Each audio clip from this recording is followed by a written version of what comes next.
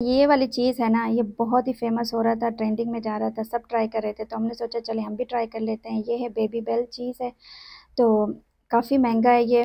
और इसमें क्या है ऐसा इतना कि मतलब इसमें क्या लो इतना ये फेमस हुआ है, तो चले हम भी इसको ट्राई करते हैं, फिर आप लोगों से हम इसकी ना रिव्यू शेयर करते हैं, ठीक है। चलें जी, चलें जी, अभी हम इसको ओपन कर लेते हैं। ये कुछ ऐसा है, ठीक है। तो सबसे पहले हम इसका यहाँ से इसको ओपन कर लेंगे ऐसे।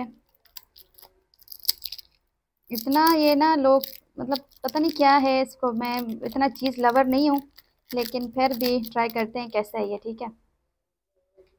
और इसके जो ऊपर का है ना, ये बिल्कुल सारा ये है ना वैक्स है ये, जैसे मोमबत्ती का वो नहीं होता उस तरह का ये। तो खैर यहाँ से इसको ओपन कर लेते हैं ऐसे। ये देखें जी, ये ऐसे कितना ये सेटिस्फाइंग है। चलें अब इसको हम ट्राई कर लेते हैं, ठीक है। ऐसे ओपन होता है ये देखें। इसको ट्राई करते हैं, इतना ये देखें चीज़। चलें अब ट्राई करते हैं इसको।